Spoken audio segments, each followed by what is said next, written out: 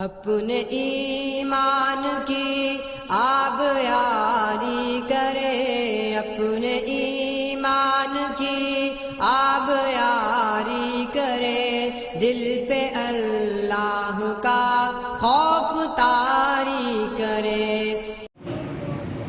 یا رب لک الحمد کما ینبغی لجلال وجہک وعظیم سلطانک، واشہد ان لا الہ الا اللہ واشہد ان محمدا عبدہ ورسولہ صلی اللہ علیہ وسلم، اما بعد فاعوذ باللہ السمیع العلیم من الشیطان الرجیم، من ہمزہ ونفخہ ونفثہ، بسم اللہ الرحمن الرحیم۔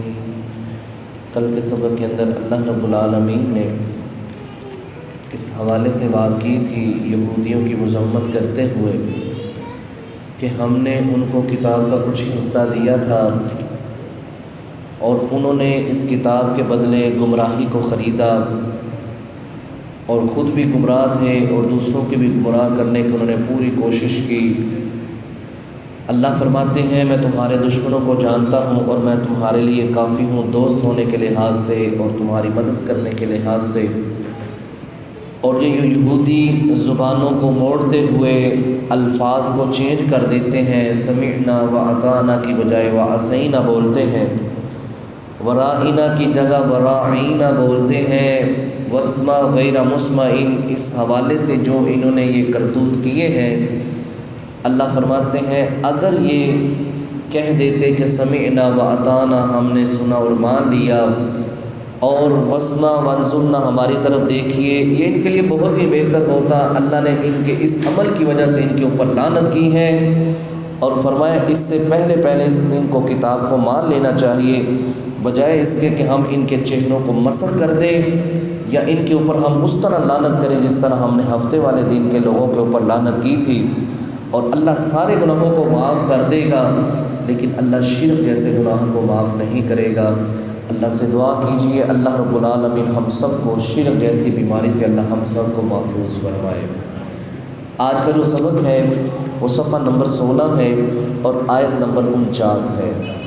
آج بھی اللہ رب العالمین یہودیوں کے متعلق، اہل کتاب کے متعلق ہی بات کریں گے اور اس انداز کے اندر بات کریں گے کیونکہ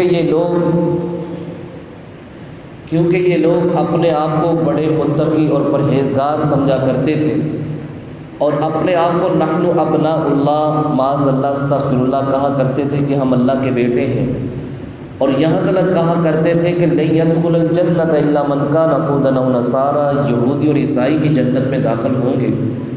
اللہ رب العالمین اس بات کی تردید کریں گے اور مزید اسی حوالے سے بات کہ جو اللہ اور اس کے رسول کی نافرمانی کرتے ہیں اللہ نے ان کے لیے کیا عذاب تیار کر رکھا ہے، اس حوالے سے مزید بات ہم سبق کے اندر پڑھیں گے۔ اللہ رب العالمین نے ارشاد فرمایا الم ترى، کیا نہیں آپ نے دیکھا، الی الذین، ان لوگوں کی طرف، یزکون، جو پاک کرتے ہیں، انفسہم، اپنے آپ کو بڑا ہی پاک اور صاف سمجھتے ہیں، کہتے ہیں ہمارے جیسا کوئی آدمی ہی نہیں دنیا کے اندر، ہم جیسا کوئی اچھا انسان ہی نہیں ہے، ہم اللہ کے بیٹے ہیں معاذ اللہ استغفر اللہ، کیونکہ ہمارا جو نبی ہے وہ اللہ کا بیٹا ہے استغفر اللہ، لہٰذا ہم بھی اللہ کے بیٹے ہیں اور اللہ ہمیں دنیا کے اندر بھی انعام اور اکرام کے ساتھ نواز رہا ہے اور کل قیامت والے دن بھی اللہ ہمیں انعام اور اکرام کے ساتھ نوازے گا۔ اور اگر ایسا ہو سکا کہ ہم جہنم کے اندر چلے بھی گئے تو اللہ رب العالمین چند دنوں کے بعد ہمیں جہنم سے نکال کے جنت کا وارث بنا دے گا۔ اللہ رب العالمین نے فرمایا اپنے منہ سے تمہیں میاں مٹھو نہیں بننا چاہیے، اپنے آپ کو اس طرح پاک اور صاف نہیں کہنا چاہیے۔ بھائیو یہاں ہمیں بھی تلقین کی جا رہی ہے کہ میں اگر نمازی ہوں تو مجھے دوسروں کے اوپر فخر اور غرور نہیں کرنا چاہیے، اگر میں روزہ رکھتا ہوں تو مجھے دوسروں کے اوپر فخر اور غرور نہیں کرنا چاہیے، اگر میں قرآن پاک پڑھتا ہوں تو دوسروں کے اوپر غرور اور فخر نہیں کرنا چاہیے کہ میں بڑا متقی پرہیزگار ہوں، میں بڑا نمازی ہوں، میں بڑی اللہ کی ماننے والا ہوں، میں بڑا ہی اللہ سے ڈرنے والا ہوں۔ اللہ فرماتے ہیں بل اللہ، بلکہ اللہ یزکی، وہ پاک کرتا ہے من یشاء، جسے وہ چاہتا ہے۔ اللہ کے علم کے اندر ہے کون کتنا نمازی ہے، کون کتنا ڈرتا ہے، کون کتنا اپنے دل کے اندر اللہ کا خوف پیدا کرتا ہے۔ وہ دیکھیے نا، بنی اسرائیل کے اندر 2 آدمی تھے، ایک نیک تھا اور ایک بد تھا۔ نیک کہنے لگا تو جہنم کے اندر جائے گا، اپنی عبادت کے اوپر فخر کرتے ہوئے اور یہ کہتے ہوئے کہ میں بڑا پاک صاف ہوں، مجھ جیسا دنیا کے اندر انسان ہی نہیں ہے۔ اللہ رب العالمین نے دونوں کی موت ہو گئی، دونوں کو مار دیا، فوت کر دیا۔ جس نے کہا تھا کہ تو جہنم میں جائے گا، اللہ نے اس کو جہنم میں بھیج دیا، اور جو بدکار تھا، گناہ گار تھا، اللہ نے اس کے گناہوں کو معاف فرما کے اللہ نے اس کو جنت میں جگہ عطا فرما دی۔ اس لیے میرے بھائیو یہ کبھی خیال نہیں کرنا اپنے ذہن کے اندر، ہم نماز پڑھ کے باہر جائیں نا، باہر جس بھائی نے نماز نہیں پڑھی اس کے متعلق ہم نے ذہن کے اندر یہ بات نہیں رکھنی میں اس سے بہتر ہوں، نہیں۔ اللہ کہتا ہے فَلَا تُزَكُّوا أَنفُسَكُمْ هُوَ أَعْلَمُ لِمَنِ اتَّقَىٰ، مجھے پتہ ہے کہ تم میں سے بہتر انسان کون سا ہے، پاک انسان کون سا ہے، بہتر انسان کون سا ہے۔ لیکن ہم نے اپنے ذہن کے اندر اگر یہ تصور کر لیا، خاکہ بنا لیا اور اپنے ذہن کو اس بات پر ایگری کر لیا کہ میں ہی پاک صاف ہوں، تو سمجھیے کہ شیطان کے ہتھے چڑھ گئے ہیں اور شیطان ہمارے اعمال کو برباد کرنے کی پوری کوشش اور پوری سازش کر رہا ہے۔ اور جب ایسی ذہن کے اندر بات آئے تو اللہ سے پناہ مانگنی چاہیے، اعوذ باللہ من الشیطان الرجیم، اللہ میں تیری پناہ کے اندر آتا ہوں شیطان مردود سے، کیونکہ یہ ہمارے اوپر حملہ کرنے لگا ہے کہ تجھ جیسا نیک انسان کوئی نہیں ہے۔ جب یہ حرکت ایسی کرے شیطان، فوراً لا حول ولا قوت الا باللہ، اعوذ باللہ من الشیطان الرجیم پڑھنی چاہیے کہ لا حول ولا قوت الا باللہ، نہ ہی نیکی کرنے کی طاقت ہے، نہ ہی گناہ سے بچنے کی طاقت ہے، الا باللہ، مگر اللہ تیری توفیق کے ساتھ۔ تو یہ جو ہم عبادت کرتے ہیں یہ کس کے حکم پہ کرتے ہیں اور کس کی توفیق سے کرتے ہیں؟ حقیقت بات ہے ہمارا اس معاملے میں کوئی زور نہیں ہے۔ اس لیے پیارے نبی صلی اللہ علیہ وسلم جب بھی نماز سے فارغ ہوتے تھے نا، بلکہ معاذ بن جبل رضی اللہ تعالیٰ عنہ نبی اسلام نے تلقین کی تھی، اے معاذ جب بھی تو نے نماز سے فارغ ہونا تو کہنا ہے ربی اعنی علی ذکرک و شکرک و حسن عبادتک، اللہ توفیق تو عطا فرما دے تاکہ میں تیرا بہترین ذکر کر سکوں، اچھے طریقے سے تیرا شکر ادا کر سکوں اور اچھے انداز کے اندر تیری عبادت کر سکوں۔ تو یہ ہم نے اللہ سے توفیق مانگی۔ اب یہ جو ہم ترجمہ کلاس کے اندر بیٹھے ہیں قرآن پڑھ رہے ہیں، یہ اللہ کی خاص توفیق سے ہے۔ اگر اللہ توفیق نہ دیتا تو ہم یہاں بیٹھ سکتے تھے؟ نہیں بیٹھ سکتے تھے۔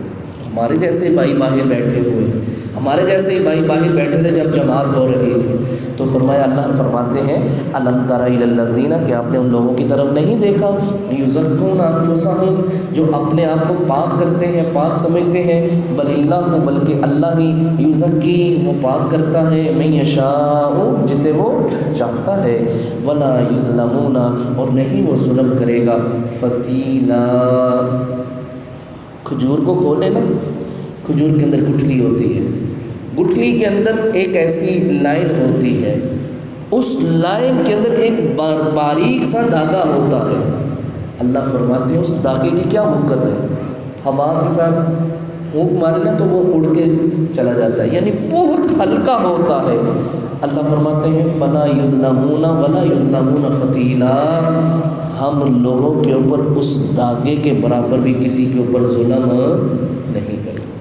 جس نے اتنا بھی عمل کیا ہوگا ہم اس کو بھی اس کے عمل کا بدلہ دیں گے، ہم اس کے عمل کو ضائع نہیں کریں گے۔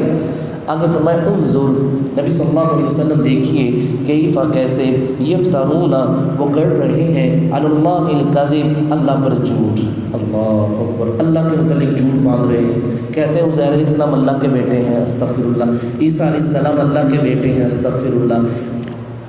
مشرکین مکہ نے کہا فرشتے اللہ کی بیٹی ہیں، اللہ فرماتے ہیں یہ جھوٹ گڑھ رہے ہیں، اور جھوٹ کے متعلق فرمایا وَكَفَى بِاللَّهِ وَكَفَى بِهِ إِثْمًا مُبِينًا، اور ان کے لیے جہنم میں جانے کے لیے ہی واضح گناہ ہی کافی ہے۔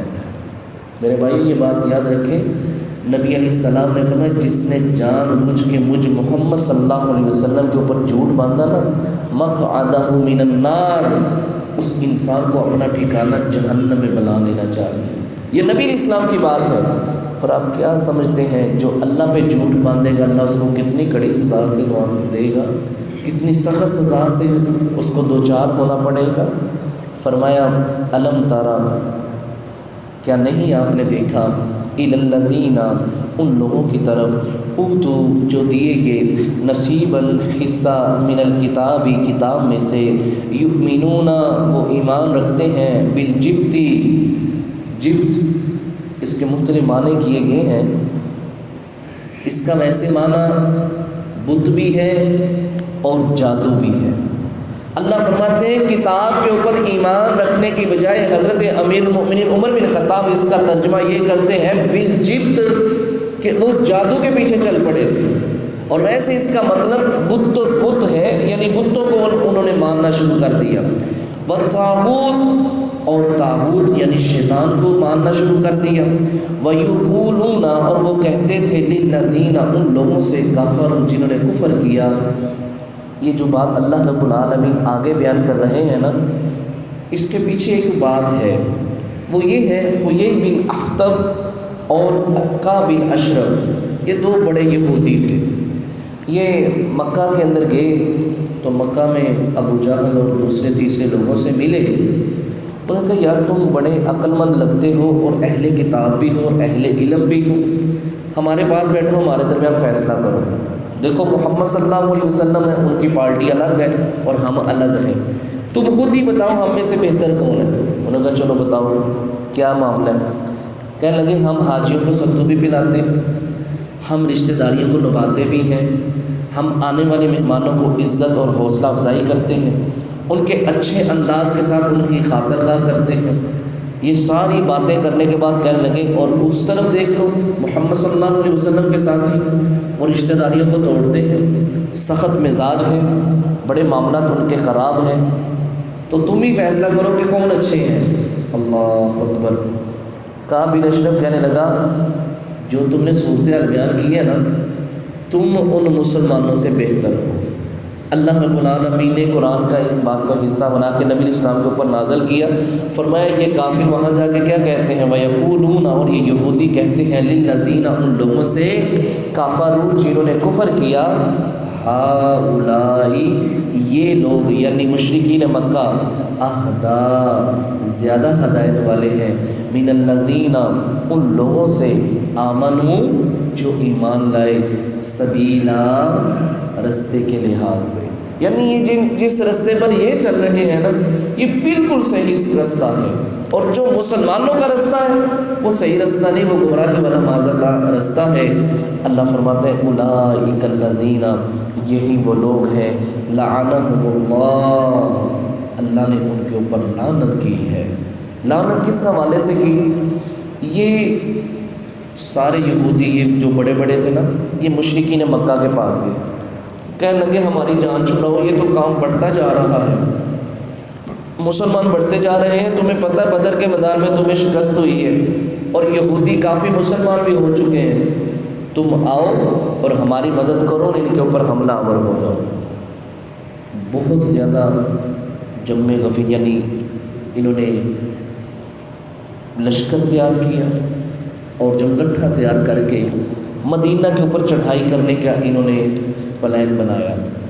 نبی مکرم صلی اللہ علیہ وسلم کو پتہ چلا کہ انہوں نے مکہ کی طرف قدم بڑھائے ہیں، تو نبی علیہ السلام نے مشاورت کرنا شروع کی۔ تو سلمان فارسی رضی اللہ تعالیٰ عنہ کہنے لگے اللہ کے نبی صلی اللہ علیہ وسلم، ہمارے فارس کے اندر جب جنگیں ہوا کرتی تھیں تو ہم میں سے کوئی اگر کسی کے اوپر چڑھائی کرنے کا ارادہ کرتا تو وہ قوم والے اپنے ارد گرد خندقیں کھودا کرتے تھے۔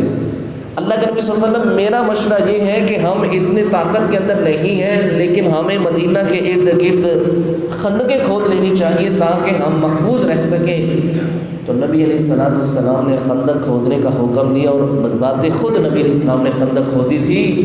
اللہ رب العالمین فرماتے ہیں میں نے اس بات پر بھی یہودیوں کے اوپر لعنت کی ہے، وَمَن يَلْعَنِ اللَّهُ، جس پہ اللہ لعنت کر دے، فَلَن تَجِدَ لَهُ نَصِيرًا، پس وہ اللہ کے علاوہ کسی کو بھی مددگار پا سکتا نہیں ہے۔ تم جتنے مرضی لوگوں کے ساتھ رابطے کرو، مشرکین مکہ کے ساتھ کرو، کیسر و کسریٰ کے ساتھ کرو، جس کے ساتھ مرضی رابطے کرو، جب اللہ کی لعنت کے تم مستحق بن چکے ہو نا، تو تمہاری کوئی بھی مدد نہیں کر سکتا، اور اگر کوئی مدد کرے گا بھی تو وہ مدد تمہارے کام نہیں آئے گی۔ فرمایا ام لہم، یا ان کے لیے نصیب حصہ ہے۔ اللہ دیکھیں کیسی بات کرنے لگے، ام لہم کیا ہے ان کے لیے نصیب حصہ من الملک کی بادشاہت میں سے، فَإِذَا لَا يُؤْتُونَ النَّاسَ نَقِيرًا، پھر تو وہ کسی کو ذرہ برابر بھی نہیں دیں گے۔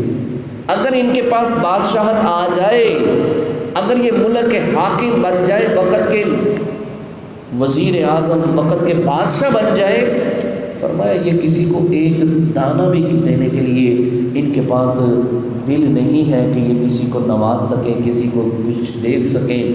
فرمایا ام یحسدون الناس، کیا یہ لوگوں سے حسد کرتے ہیں، علی ما آتاہم اللہ، جو اللہ نے ان کو دیا ہے، من فضلہ، اپنے فضل سے۔ آپ کو اس بات کا علم ہوگا کہ نبی علیہ السلام سے پہلے جتنے بھی نبی آئے ہیں سارے بنی اسرائیل میں سے آئے ہیں، اور یہ بات یاد رکھیے، یہودیوں کا نبی علیہ السلام پر ایمان نہ لانے کا جو معاملہ تھا وہ یہ تھا کہ نبی علیہ السلام بنی اسرائیل کی بجائے بنو اسماعیل میں سے آئے ہیں، اور دوسری یہ بات کہ یہ مکہ کے اندر مبعوث کیے گئے ہیں، ہماری لڑی میں سے کیوں نہیں آئے اور ہماری نسل میں سے کیوں پیدا نہیں ہوئے۔ اللہ فرماتے ہیں تم اس بات پر حسد کرتے ہو، اس بات سے تم ناراض ہوتے ہو کہ اللہ رب العالمین نے ہماری نسل میں سے نبی کو نہیں بھیجا۔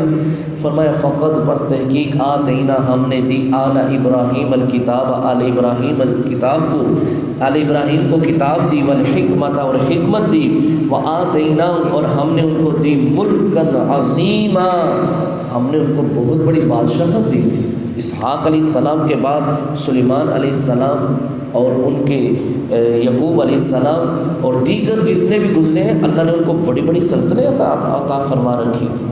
فرمایا فَمِنْهُمْ، پس ان یہودیوں میں سے، من آمنا، کچھ ایسے ہیں، بھی جو اس دین کے اوپر ایمان لے آئے، وَمِنْهُمْ، اور ان میں سے کچھ ایسے ہیں، من صَدَّ عنہ، جو اس سے ابھی تک رکے ہوئے ہیں، یعنی انہوں نے ابھی اسلام کو قبول نہیں کیا، خود بھی رکے ہوئے ہیں اور دوسروں کو بھی دین اسلام قبول کرنے سے روکتے ہیں۔ وَكَفَى بِجَهَنَّمَ سَعِيرًا، اللہ فرماتے ہیں ان کے لیے جہنم ہے سعیرا، جو دہتی ہوئی ہے، بہت ہی تیز اور گرم آگ ہے۔ آگے اللہ رب العالمین اس جہنم کا تھوڑا سا نظارہ، تھوڑا سا اس کا تعارف کرواتے ہیں، یہ جہنم میں نے کس کے لیے تیار کی ہے اور اس کا عذاب کتنا سخت ہوگا۔ فرمایا ان الذین، بے شک وہ لوگ، کفروا، جنہوں نے کفر کیا، بآیاتنا، ہماری آیتوں کے ساتھ، سوف نصلیہم نارا، ہم ان کو ان قریب جہنم میں داخل کریں گے، کلما، جب کبھی بھی، نازجت، جلا ڈالے گی، جلودہم، وہ آگ ان کی کھالوں کو، ان کی جلدوں کو، بدلناہم، ہم ان کو بدل ڈالیں گے، جلودن، ان کی جلدوں کو، ان کی کھالوں کو، غیرہا، اس جلد کے علاوہ، لیذوقوا العذاب، تاکہ وہ جہنم کے عذاب کو چکھ سکیں۔ اللہ اکبر۔ مختلف تفاصیل کے اندر مختلف باتیں ہیں۔ ایک دن کے اندر جہنمی کی 70,000 مرتبہ جلد جلائی جائے گی اور 70,000 مرتبہ جلد کو چڑھایا جائے گا۔ اللہ۔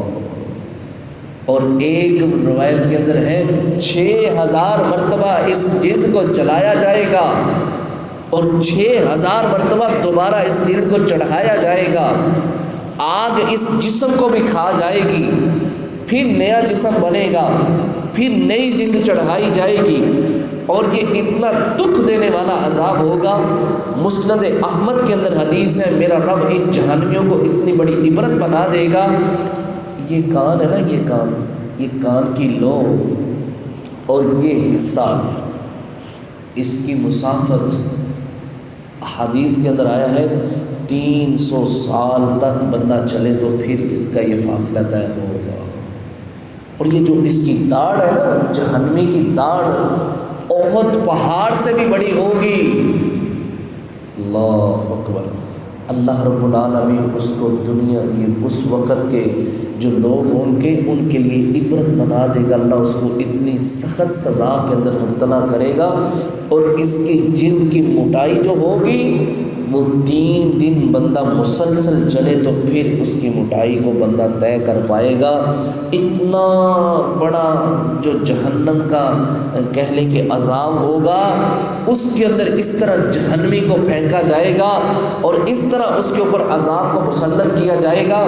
اللہ رب العالمین نے اس لیے سورہ نبا کے آخری الفاظ جو بیان کیے ہیں کافروں کے، فرمایا اس وقت کافر کہیں گے یا لیتنی کنت ترابا، ہائے کاش اللہ تو ہمیں انسان نہ بناتا، اور آج انسان بننے کی وجہ سے ہم جو جہنم کے اندر عذاب سہ رہے ہیں، اللہ آج ہمیں اس عذاب سے دوچار نہ ہونا پڑتا۔ اتنا سخت عذاب اس جہنم کے اندر ہو رہا ہوگا۔ العیاذ باللہ، اللہ ہم سب کو اس جہنم کے عذاب سے محفوظ فرمائے۔ فرمایا ان اللہ، بے شک اللہ، کانا ہے عزیزاً حکیمہ، وہ غالب ہے، حکیمہ حکمت والا ہے، اس سے بڑھ کے کسی کا حکم نہیں چلتا، اس کو کوئی بھی مغلوب نہیں کر سکتا۔ کوئی یہ نہیں کہہ سکتا کہ میں جہنم سے بھاگ جاؤں گا، مجھے کوئی پکڑ نہیں سکتا، مجھے جہنم کے عذاب کے اندر کوئی مبتلا نہیں کر سکتا، مجھے کوئی یہاں باندھ نہیں سکتا۔ اللہ کہتے ہیں عزیزاً حکیمہ، میں غالب ہوں، میرے اوپر کسی کا زور نہیں چلتا، میں ہی ہر ایک کے اوپر زور چلاتا ہوں، یعنی بات چلاتا ہوں، حکم چلاتا ہوں۔ آخری بات، جہاں میرا رب نیک لوگوں کا تذکرہ کرتا ہے وہاں بد لوگوں کا بھی تذکرہ کرتا ہے، جہاں بد کا تذکرہ کرتا ہے وہاں نیک لوگوں کا بھی تذکرہ کرتا ہے۔